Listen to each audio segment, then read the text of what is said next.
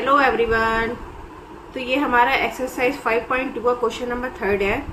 क्या है इसमें? In the given figure P is parallel to Q, find the unknown angle solution. तो आपको दो लाइन दे रखी हैं जिसमें ये एक दूसरे के ये पैरेलल हैं और इसमें ये ट्रांसवर्सल लाइन है जो ये गिवन है। ठीक है, इसमें जो ये पॉइंट है ये इस लाइन को P को और ये वाली जो ट्रांसवर्सल लाइन है इस पॉइंट पर कट कर रहा है, ये इस पॉइंट पर कट कर रहा है। तो देखिए इसमें सारे जितने भी आपने प्रॉपर्टीज सीखी हैं वो सारी प्रॉपर्टीज यहाँ पर अप्लाई हो जाएंगी। तो आपको अभी यहाँ पर क्या है कि अननोन एंगल्स फाइंड करने हैं। तो अगर हम E को हम फाइंड करना चाहते हैं तो देखिए ये बिल्कुल स्ट्रेट लाइन बन रही है। अब स्ट्रेट लाइन कितनी डिग्री की होती है? 180 डिग्री की होती है। तो इन दोनों का सम यानी इस एंगल का और इस एंगल का सम 180 डिग्री के इक्वल हो जाएगा, जिससे कि आप E की वैल्यू फाइंड कर लेंगे। तो यहाँ पर E की वैल्यू फाइंड करने के लिए E + 125 = 180 लिख देंगे। अब यहाँ पे जब हम E की वैल्यू फाइंड करेंगे तो यहाँ से हम E की वैल्यू फाइंड कर लेंगे। तो एंगल E = 180 ये रहा, और जब ये इधर इक्वल टू जाएगा तो ये माइनस में हो जाएगा 125। अब इसको सॉल्व करेंगे तो एंगल E की वैल्यू आ जाएगी, यहाँ बचेगी 180 में से 125 माइनस करेंगे तो बचेगा 55 डिग्री। तो E की वैल्यू यहाँ पर आपको फाइंड हो गई 55 डिग्री। अब देखिए यहाँ पर आप देख रहे हो कि ये जो है एक लाइन, एक ट्रांसवर्सल लाइन इसको कट कर रही है किसी पॉइंट पर। तो ये यहाँ पर बन रहा है वर्टिकली अपोजिट एंगल। E और F में वर्टिकली अपोजिट एंगल का यहाँ पर शो हो रहा है। तो यहाँ पर जितना E होगा उतना ही F होगा। तो यहाँ पर हम लिख सकते हैं angle E = angle F। Reason है क्योंकि ये वर्टिकली अपोजिट एंगल हैं, वर्टिकली अपोजिट एंगल। तो एंगल F भी कितना हो गया? यहाँ पर 55 डिग्री का हो गया। तो अब आपको यहाँ पर E भी फाइंड हो गया और F भी फाइंड हो गया। अब आपको ये वाले भी फाइंड करने, A, B और D, C को भी फाइंड करना है। तो जब हम D को फाइंड करेंगे तो आप यहाँ पे क्या रिलेशन देख रहे हैं? A और D, इसमें C और A। तो इसमें कई तरीके हैं क्वेश्चन सॉल्व करने के। तो इससे देख लीजिए आप एंगल, ये देखिए आपको F पता चल गया। अब यहाँ पर देखिए ये टू लाइंस इंटरसेक्ट कर रही है, इसमें ये एक ट्रांसवर्सल लाइन है जिसमें ये जेड की फॉर्म बना रहा है। तो जितना एंगल F है उतना ही एंगल A होगा, क्योंकि ये है अपोजिट एंगल की। तो जितना इसमें F होगा उतना ही इसमें E होगा। तो अब आप देखिए हमें F भी फाइंड हो गया और E भी फाइंड हो गया। अब हमें फाइंड करना है A, B, C, D। तो इसमें रिलेशन देखते जाएंगे और सॉल्व करते जाएंगे। तो देखिए आप यहाँ पर ये F और A ये दोनों इक्वल होंगे, जितना F होगा उतना ही A होगा। कैसे होगा? आपने प्रॉपर्टी पढ़ी थी कि ये जो ऑल्टरनेट अपोजिट एंगल्स होते हैं वो इक्वल होते हैं।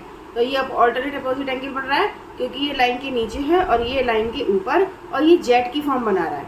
तो ये वाला एंगल एक दूसरे के इक्वल होगा। तो एंगल F = एंगल A ये भी कितना डिग्री का हो जाएगा? 55 डिग्री का हो जाएगा। क्यों हो जाएगा ये 55 डिग्री का? क्योंकि ये हो जाएगा ऑल्टरनेट, इसमें जो प्रॉपर्टी लगेगी वो लगेगी ऑल्टरनेट इंटीरियर एंगल। ठीक है, तब आपको A भी यहाँ पर फाइंड हो गया। अब आप यहाँ देखिए A और C दोनों एक दूसरे के लिए वर्टिकली अपोजिट एंगल मेंशन कर रहे हैं। ठीक है, ये प्रॉपर्टी लागू यहाँ पर हो जाएगी। तो जितना A होगा उतना ही C होगा। तो A आपको पता है 55 डिग्री है, तो एंगल A = एंगल C ये भी कितना हो जाएगा आपका? 55 डिग्री हो जाएगा। क्यों हो जाएगा? क्योंकि ये वर्टिकली अपोजिट एंगल वाली प्रॉपर्टी यहाँ पर लग रही है, vertically opposite angle, opposite angle. ठीक है, तो आपको C भी पता चल गया, A भी पता चल गया। अब आपको क्या फाइंड करना है? यहाँ पर D और B भी फाइंड करना है। तो अब D कैसे फाइंड करेंगे आप? जितना B होगा उतना ही D होगा। आपको एक पता चल जाए तो दूसरा को पता चल ही जाएगा। तो देखिए यहाँ पर आप ये देख रहे हो 125 डिग्री यहाँ पर, और ये D ये दोनों इक्वल होंगे। क्यों होंगे? क्योंकि यहाँ पर हो रही है करस्पॉन्डिंग एंगल की प्रॉपर्टी लागू। अब यहाँ 125 है तो ये D भी इक्वल होगा। तो एंगल D कितना हो जाएगा हमारा? 125 डिग्री। क्यों हो जाएगा वो यहाँ मेंशन करेंगे, क्योंकि ये है हमारा करस्पॉन्डिंग एंगल, ये हो जाएगा हमारा करस्पॉन्डिंग एंगल। ठीक है, अब आपको D फाइंड हो गया। अब आप जितना D है उतना ही B है। तो यहाँ पर angle D is equal to angle B, और एंगल डी 125 है तो एंगल बी भी 125 डिग्री हो गया। क्यों हो गया? यहाँ पर कौन सी प्रॉपर्टी लागू हो रही है? वर्टिकली अपोजिट एंगल की। तो यहाँ लिख देंगे हम वर्टिकली अपोजिट एंगल। ठीक है, तो अब आपको यहाँ पर सारे फाइंड हो गए। अब आप देख सकते हो यहाँ से एंगल ए कितना हुआ, यहाँ पर एंगल ए आपको यहाँ फाइंड हुआ 55 डिग्री। ठीक है, और एंगल बी कितना फाइंड हुआ? एंगल बी यहाँ पर आपको फाइंड हुआ, बी कहाँ पर है? ये जितना डी होगा उतना ही बी होगा, तो ये 125 डिग्री। ठीक है, अब एंगल सी कितना है? 55 डिग्री। एंगल ए कितना है यहाँ पर? ये भी 55 डिग्री।